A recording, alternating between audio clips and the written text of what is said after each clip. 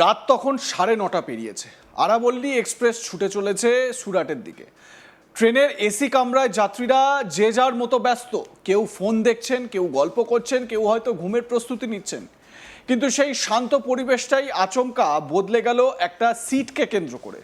প্রথমে সামান্য কথা কাটাকাটি, তারপর রেলকর্মীদের ডাকা হলো। আর অভিযোগ, কয়েক মিনিটের মধ্যেই সেই ঝামেলা এমন জায়গায় পৌঁছলো যে একজন মহিলা হাতে রেজার নিয়ে আরপিএফ কর্মী এবং টিকিট পরীক্ষকের দিকে তেড়ে গেলেন।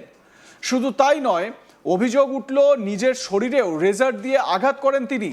প্রায় 1 ঘন্টারও বেশি সময় ধরে চলল এই তাণ্ডব। আর তারপর যখন ঘটনাটা সামনে এলো, তখন আরও বড় একটা প্রশ্ন, এই ঘটনার সঙ্গে যে অভিনেত্রীর নাম জড়িয়ে যাচ্ছে, তিনি কি সত্যিই সেই মহিলা, নাকি শুধু নামের মিলেই তৈরি হয়ে গেল বিরাট ভুল? ঘটনার শুরুটা নাকি খুবই সাধারণ। পুলিশের এফআইআর অনুযায়ী ট্রেনের এক যাত্রী ওই মহিলাকে তার সংরক্ষিত সিট ছেড়ে দিতে বলেন। অভিযোগ, মহিলা সিট ছাড়তে রাজি হননি। তখন ওই যাত্রী আরপিএফ এবং টিকিট পরীক্ষককে খবর দেন। কিছুক্ষণের মধ্যেই সেখানে পৌঁছে যান আরপিএফের এএসআই যামিনীকান্ত মিশ্র এবং কনস্টেবল রাজেশ কুমার। টিকিট পরীক্ষক হরিকেশ ত্রিপাঠীও সেখানে ছিলেন। সবাই মিলে পরিস্থিতি সামাল দেওয়ার চেষ্টা করছিলেন। কিন্তু অভিযোগ, কথা বলার সময় মহিলা ক্রমশ উত্তেজিত হয়ে ওঠেন। এবার ভাবুন, একটা চলন্ত ট্রেনের এসি কামরা, চারপাশে যাত্রী, সামনে আরপিএফ, টিকিট পরীক্ষকও রয়েছেন। আর সেই সময় যদি হঠাৎ কেউ রেজার বের করেন, তাহলে পরিস্থিতি কতটা ভয়ঙ্কর হতে পারে। পুলিশের অভিযোগ ঠিক সেটাই হয়েছিল। মহিলা নাকি রেজার বের করে ভয় দেখাতে শুরু করেন। তারপর পরিস্থিতি আরও খারাপ হয়। অভিযোগ, আরপিএফ কর্মী এবং টিকিট পরীক্ষকের দিকে রেজার নিয়ে হামলা করা হয়, এমনকি নিজের শরীরেও আঘাত করেন তিনি। কিন্তু এখানেই শেষ নয়। পুলিশের অভিযোগ অনুযায়ী ওই মহিলা আরপিএফ এএসআই যামিনীকান্ত মিশ্রের ইউনিফর্ম ছিঁড়ে দেন বা ক্ষতিগ্রস্ত করেন।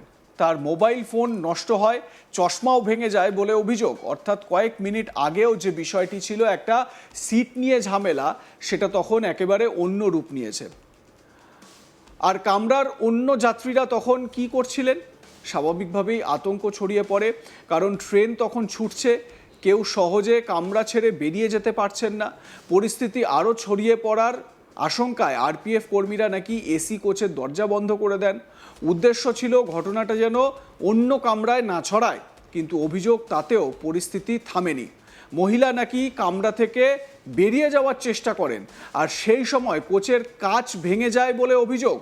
এবার একবার পুরো দৃশ্যটা কল্পনা করুন। ট্রেন ছুটছে, কামরার ভিতরে উত্তেজনা, রেলকর্মীরা পরিস্থিতি সামলাচ্ছেন, দরজা বন্ধ, আর তার মধ্যে কাচ ভাঙার শব্দ। সেই সময় ওই কামরায় থাকা যাত্রীদের কি অবস্থা হয়েছিল, সেটা ভাবলেই বোঝা যায় পরিস্থিতি কতটা ভয়ঙ্কর হয়ে উঠেছিল বলে জানতে পারা যাচ্ছে। দেখুন সেই সময়ের ভিডিও।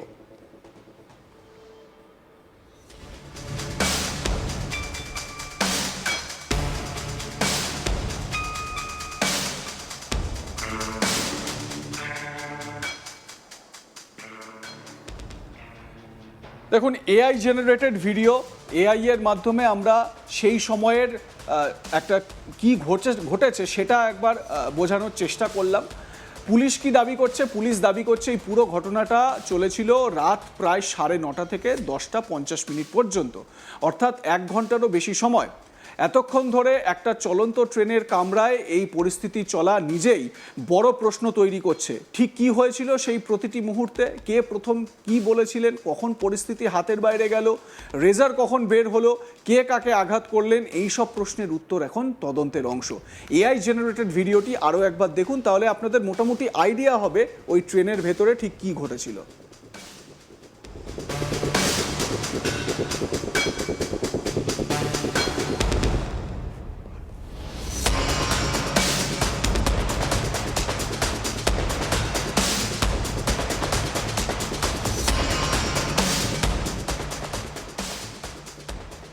এরপর ট্রেনটিকে দহানুতে নিয়ে যাওয়া হয়, সেখানেই ওই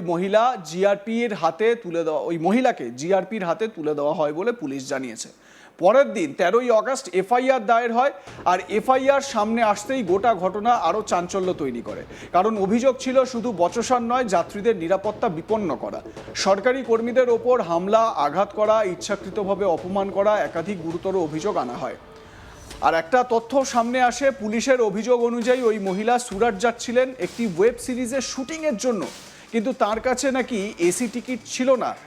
স্লিপার ক্লাসের টিকিট নিয়েই তিনি এসি কোচে উঠেছিলেন বলে অভিযোগ। সেখানেই নাকি সংরক্ষিত সিট নিয়ে সমস্যা তৈরি হয়। তো এই ধরনের সমস্যার সম্মুখীন কি আপনারাও কখনো হয়েছেন?